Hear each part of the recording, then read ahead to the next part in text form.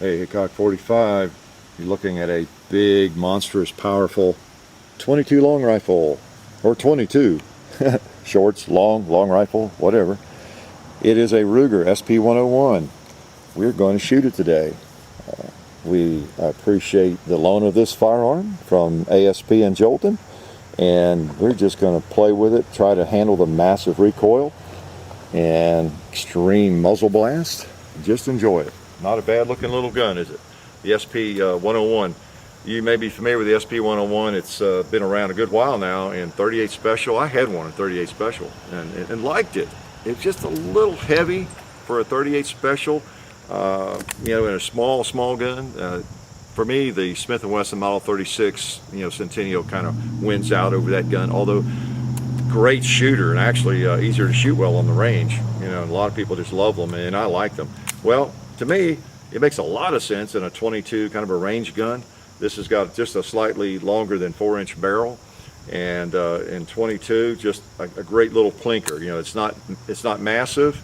It's a good size, holds more than 6. Now the original SP101 in 22, as I understand, never did have one. I'm not sure I ever even handled one.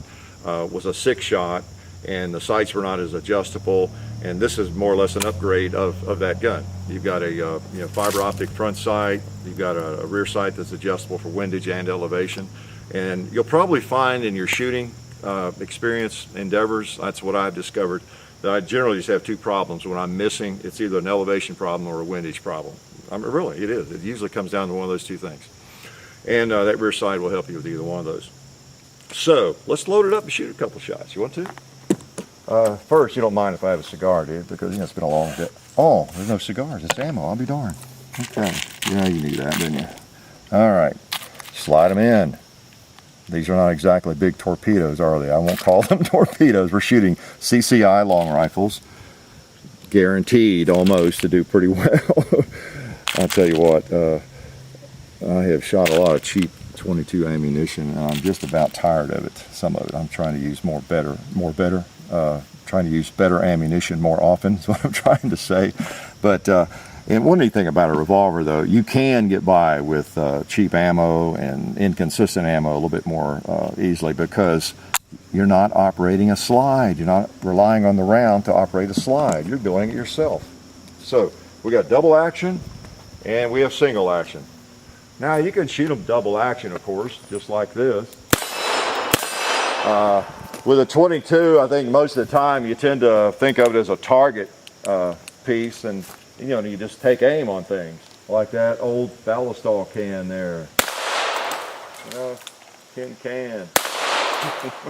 I'll go double action.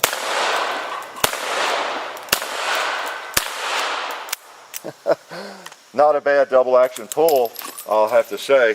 It's not light. I think it's about 11 pounds, but it's consistent. It's fairly smooth, but it is heavy. You have to have a heavy action on a 22. It takes a fair amount of spring power to fire it. It's a rimfire. And so you're going to see in a revolver, a double action revolver, generally a pretty stiff spring. So you just got to get used to that. Do some hand exercises if you need to. Now we did have a Taurus that was a little too strong. It was unreal. This is not bad at all. Now if you pick it up in a shop and feel it, you might think, oh, wow, that's not exactly like my Model 686, 357 or something, but it needs to be stiff.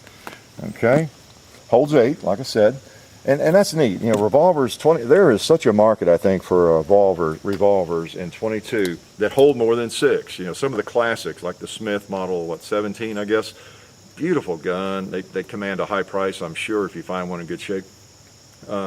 But I'm not attracted to those things because, I grew up, you've seen the Revelation that I inherited from my father, holds 9 rounds. And it's not a high quality museum piece by any stretch. It was bought at Western Auto, made by High Standard. But it shoots well and holds 9 rounds. It's just kind of neat to have a revolver that holds at least 8 rounds like this. It's kind of a why not. It's a 22. You can get a lot of rounds in it. All right, well, let's pick off something, or try to here. I see a paint can peeking over the top of that tree. I thought I was going to make a basket in the burn barrel there. Oh, I see a flower pot back there behind him. See if I can hit him. Yep. Okay. Try again. I had to adjust the sights. It was shooting low considerably. Let me see if I've got that dialed in yet. Let's try something bigger so I don't waste all my ammo on that. Well, let's go for the 2-liter. What the heck? Okay. I think I might have been going low. Let's try the other one.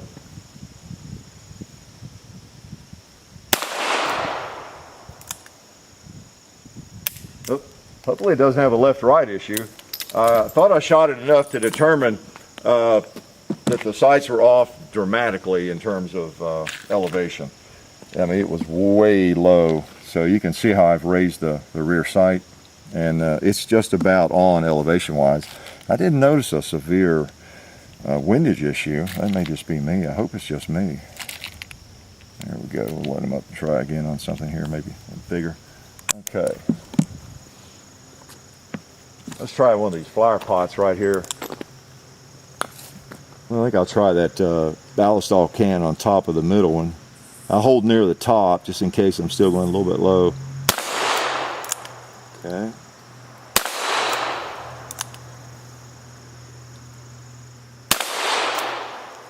Winded him. We may have a windage issue. Let me move up a little bit. See where we're going.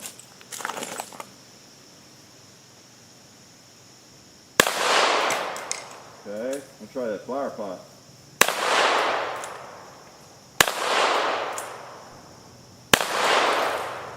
Okay. Not bad. Unless I have the windage so good now that I was actually holding high unnecessarily. I don't know. We'll see. This is a fun little gun though. And that's what you want to do when you get one. Get the sights, if they are adjustable. You know, a lot of firearms don't have adjustable sights. Fortunately, this one does. And I've got that rear sight really cranked up there. Maybe I have it up in really good shape and I can quit holding high. That might be what I'm still doing. Okay. All right. Let's shoot this little black plate here. Try to hold right in the middle of it. Okay. Oh yeah. You know what I think? I think I'm actually shooting a little bit high on some of these things. Try that flower pot there. Yeah, okay.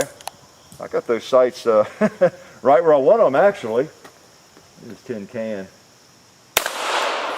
Yeah, I can do a 6 o'clock hold now. Let's do a 6 o'clock on this 2-liter here. Whoa! Attack. Attack. Let's try that one again. Oh yeah. Good. I held kind of on the bottom, hitting right in the middle. That's what I like. I just didn't realize I had the sights fixed. Oh yeah. Hold on the bottom of that pot. Let's hold on the bottom of this pot. Okay. You live and learn, don't you? And that's what it involves. You know, just experimenting with sights and shooting it, figuring out where to hold. I'm bad about using paper. And you know what I forgot? I think I'm going to use some shorts here before we get too far afield. But I'm really bad about not getting out paper. I've confessed to y'all about that. I just like to shoot the steel, and something's been painted, I can kind of tell where one's going, get it zeroed in, and over a period of time, shooting it off and on, I'll get it zeroed in. And well, just like now, again, this is reality TV, isn't it? I figured out kind of on camera what I was doing, and there we go. Actually, I figured out a little bit of it before because it was shooting so low. So sight's in pretty good shape. Might even be able to turn it down half a turn. I don't know. So what we thought we'd do, shoot some shorts too. Aren't those little beady bullets? Need a big 500 Magnum beside that, don't we? And that's one of the advantages of a revolver in 22. For those of you who think you might not really want one of these ever, it gives you the option of shooting really light ammo or some of the hottest 22 ammo that's out there, and it's going to function properly. It's not going to give you problems with slides, not operating properly and all that sort of thing. So you don't have that as an issue. So you can shoot some really light ammo. Now, you know what I'll do? I think I'll take my ears off just to show you. Now, I've not shot shorts in this particular gun, but it's very, well, it's a lot quieter. I think I may be surprised here. I'm going to shoot that pot, see what we get. Oh, someone fired a cap. Look at that can there. Oh, neat. This is about as close you can get to using a silencer or a suppressor. Let's see if I can hit that can down there. Well, that's neat. You can hear it fall. Let's try that pot right there. Got a door in it. Oh, we gotta do that again. That's too much fun. We might try those on the gong. You think they'll get to the gong? I think they might. Dump a few out here. Need my cigar box, don't I? Or a pan dog dish. All right. These are sweet little rounds. We load these up in a lever gun, sometimes rifle, and they are very quiet. And that, fun to shoot. So again, with a revolver, you can shoot just about anything, any power cartridge. Let's see, let's try to get one to the gong. Well, I don't need my ears, I'll leave them off. This is about the only thing I would leave my ears off on. And they're about like a cap. There are people that think you don't need ears when you're shooting 22, and you really do. It's a cumulative issue. And all right, I'm going to try. Well, I'll just hold. I don't know, about the middle of it. I think I've got the sights pretty well adjusted, so it shouldn't be too dramatically different. All right. Oh, sweet, sweet.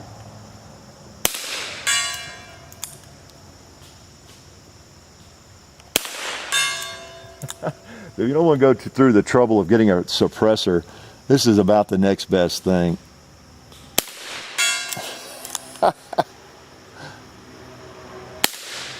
Oh, I missed, but I heard it hit. Got a stiff hammer.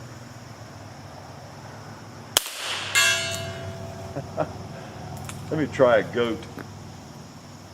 You make him mad, that's about all.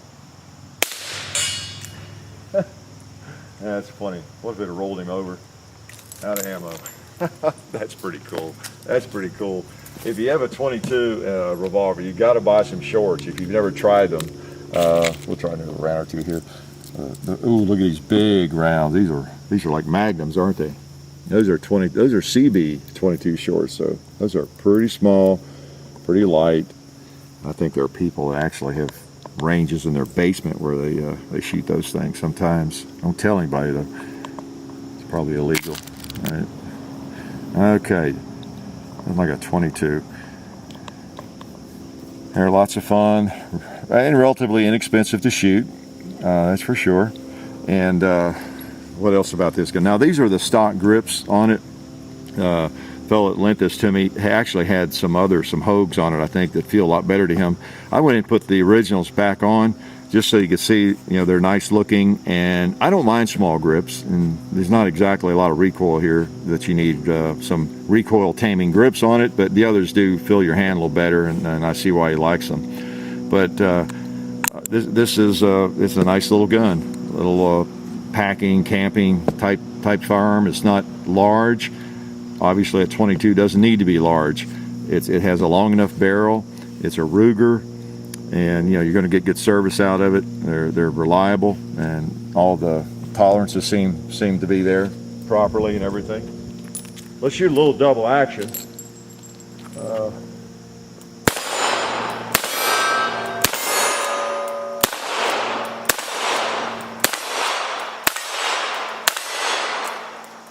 Quick. Shoots pretty well, and a lot of fun to shoot. Cool little gun. My only negative, I guess, One issue I have with it is that sight, as you notice, it really picks up easily, the fiber optic. They always do. And for me, I like that it's really easy to see, but I don't necessarily see, maybe I need to blacken the metal part of it, but I don't get a clear picture of the black outline. If I'm trying to really focus on something, it's a little bit better right there because the sun's on it a little bit better. But generally speaking, when I go up with that, all I see is that big, bright green dot. And that bothers me a little bit. It's one reason I'm not a big fan of the XS green dot combat or defensive sights, even though they're great. I mean, they really are. I have to admit, they are. But if I had those on like all my carry guns, it'd be okay. And so this reminds me of that because this green dot, it's easy to pick up, but it overshadows everything. And that's not the proper term, but it's all I see, and I have a hard time really getting a really clear sight picture with it. So that's my issue mainly, though, because I'm trying to zoom and zone in on things and hit some precision shots, and I want to be able to see the sights, but I don't want it to be overbearing for me. So it would depend on the light. And if you're down deep in the woods, you might find it's a lifesaver. I don't know. But anyway, that's about the only negative I can find for me with this firearm. Just seems to work well. All the tolerances, and you can get some 22s that are just kind of thrown together. It seems this one is it seems to be made well, and a great little gun. Great little gun. You can have a lot of fun with this. I enjoy it. Life is good.